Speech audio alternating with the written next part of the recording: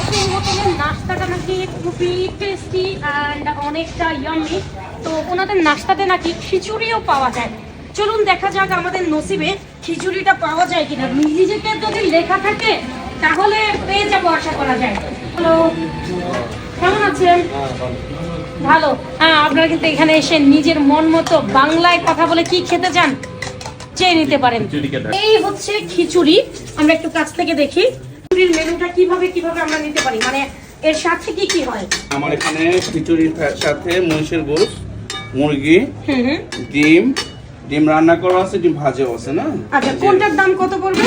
ডিম পড়বে, ডিম আর এই খিচুড়ি দিয়ে 180 টাকা।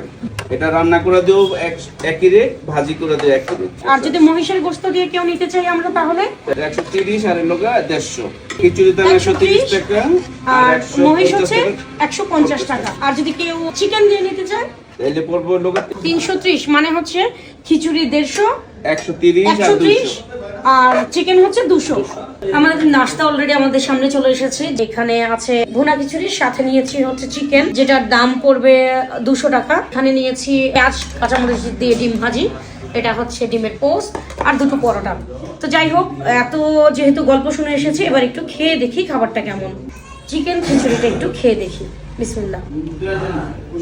খাবারটা মুখে দিয়ে মনে হয়েছে যে হোমলি ফুডের যে একটা ফ্লেভার, এটা এখানে খুব সুন্দরভাবে ভরপুর আছে। আমি আসলে এখানে এসেছি আমার এক বন্ধুর সাজেশনে। সে আমাকে বলেছিল যে নেপালে যদি কখনো আসি তাহলে যেন ইয়াসিন হোটেলের বাংলা খাবারটা ট্রাই করি। আমি একদিন গল্পে শেয়ার করছিলাম যে লাস্ট টাইম আমি যখন নেপালে গিয়েছিলাম তখন আমি খাবারের জন্য প্রচুর কান্না করেছি, খাবার খেতে না পেরে। ওদের খাবার আমি খেতে পারছিলাম না।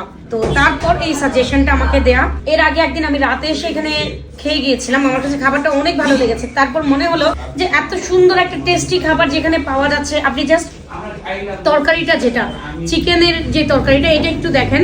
এটার লুকসটা দেখলেই বোঝা যায়, হয় না যে দর্শনদারি গুণবিচারী। তো এটা আসলে দর্শনদারিতেই বোঝা যায় যে এটা কতটা মানে গুণবিচারীর মতো টেস্টি হয়েছে। সেদিন রাতে খেয়ে যাওয়ার পর আমার মনে হয়েছে এই জায়গার ইনফরমেশনটা আমাদের বাঙালি বন্ধু যারা আছেন তাদের সাথে আমার শেয়ার করাটা, যদি শেয়ার না করি তাহলে এটা অনেকটা অন্যায় হয়ে যাবে।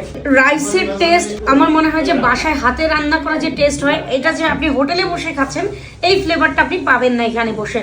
আর চিকেনটা এটাও পুরোটাই একদম বাসার কষা কষা মাংসটাতে হালকা একটু ঝোল অ্যাড করলে যে টেস্টটা পাওয়া যায়, এক্স্যাক্টলি ওরকম একটা টেস্ট পাওয়া যাচ্ছে।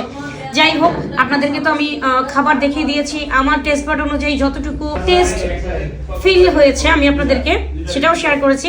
যদি কেউ হালাল ফুড ট্রাই করতে চান এবং বাঙালি ফুড ট্রাই করতে চান তাহলে অবশ্যই ইয়াসিন হোটেলে আসতে পারেন।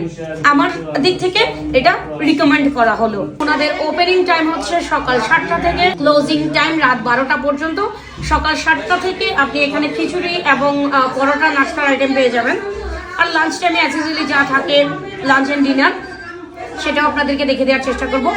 আর এখানে যদি আপনারা কেউ এসে খিচুড়ি ট্রাই করতে চান ফর ব্রেকফাস্ট, আপনাদেরকে ইয়াসিন হোটেলেই আসতে হবে, কারণ বাকি যারা আছে তারা সবাই পরোটা বা আদার্স জিনিসগুলো সেল করে। খিচুড়িটা শুধুমাত্র ইয়াসিন হোটেলেই পাওয়া যায়। ধোয়া উঠানো গরম গরম খিচুড়ি খেতে চাইলে আপনাদেরকে কিন্তু সকাল 7টা থেকে 8টার মধ্যেই চলে আসতে হবে। আমি একটু লেট করে এসেছি তাই আমার খিচুড়ি থেকে ধোঁয়াটা উঠছে না। এখন আমি আমার খাবারটা এনজয় করি। আপনাদের সাথে দেখা হবে নতুন কোনো ভিডিওতে, নতুন কোনো খাবারের সন্ধানে। সবাই ভালো থাকবেন, সুস্থ থাকবেন। আল্লাহ হাফেজ।